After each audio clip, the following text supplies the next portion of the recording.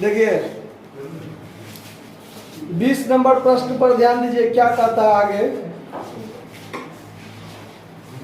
आपको आईबीआई खाता कहता है बनाने, और आईबीआई खाता में सुन लीजिए, इसमें जितना बात दिया हुआ है उसके आधार पर आईबीआई खाता बनाना है। तो आईबीआई खाता में सिर्फ आयगत मद जाता है। कौन मद? पूंजीगत प्रकृति का मद आईबीआई खाता में नहीं जाएगा। तो सब इसमें कोई एडजस्टमेंट टाइप का कोई बात नहीं दिया हुआ है।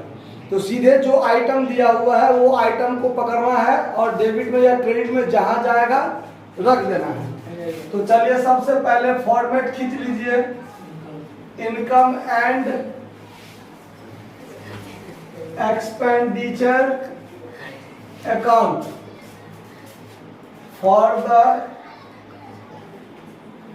Year ending. डेट दिया हुआ है सवाल में 31 मार्च 2019, तो 31/3/2019 रख दीजिए।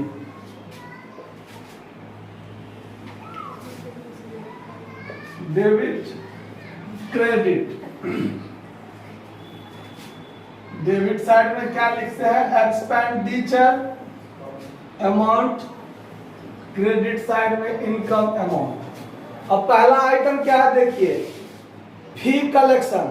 तो ये फी कलेक्शन जो है ये है आपका आयगत मद, और ये आमदनी का आइटम है। क्या है? फी कलेक्शन वो आमदनी है। तो क्रेडिट साइड में लिखेंगे बाय फीस कलेक्शन।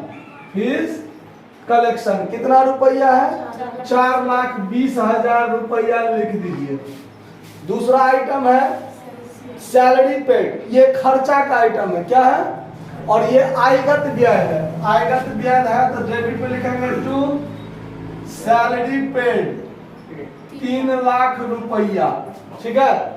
उसके बाद है टूर्नामेंट एक्सपेंस। देखिए टूर्नामेंट से संबंधित फंड भी रह सकता है सवाल में। तो यदि सवाल में टूर्नामेंट फंड भी है तो फंड में से एक्सपेंस खर्चा होगा।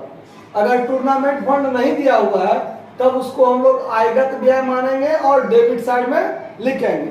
तो कहीं पर टूर्नामेंट फंड तो नहीं दिया हुआ है, तो लिख दीजिए यहाँ पर टूर्नामेंट एक्सपेंस कितना रुपया है? 15,000 रुपया।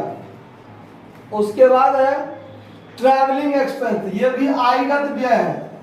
टू ट्रैवलिंग एक्सपेंस कितना रुपया है? 18,000 रुपया। 18,000 रुपया। ठीक है। उसके बाद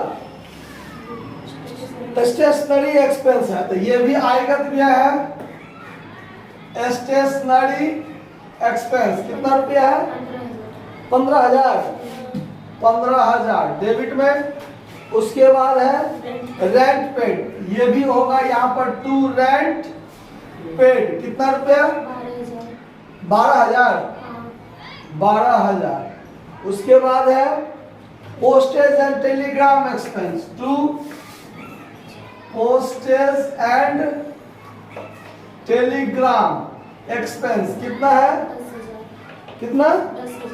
10,000। उसके बाद अगला है परचेज ऑफ बुक। तो बुक के संबंध में एक दिन हम और बताए थे कि अगर बुक के ये बुक अगर सिर्फ लिखा रहे तो ये फिक्स एसेट्स माना जाता है। क्या माना जाता है? अगर उसके आगे एनुअल पब्लिकेशंस लिख दिया हो, पाक्षिक या पेरियोडिकल्स, इस टाइप का अगर बात लीजिए, मतलब अगर बुक का वार्षिक प्रकाशन होता है, 1 साल के भीतर वो बुक बदल जाता है, तो वो आयगत व्यय माना जाता है। क्या माना जाता है? आयगत व्यय। लेकिन अगर ऐसा बात न लिखा हो, तो सिर्फ बुक लिखा हो या परचेज ऑफ बुक लिखा हो, तो उसको हम लोग फिक्स एसेट्स मानते हैं। क्या मानते हैं? तो इसको हम लोग नहीं लिखेंगे। ठीक है। पहले इसको जोड़ घटाव करके देख लीजिए। अगर डेबिट साइड में घटेगा तो टू सरप्लस होगा, अगर क्रेडिट साइड में घटेगा तो डिफिसिट होगा। तो इसको जोड़िए, कितना होता है? जोड़िए।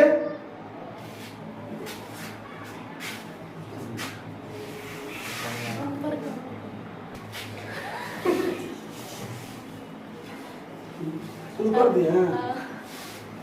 बड़ा फिर एडिट करना पड़ेगा आपको इसको।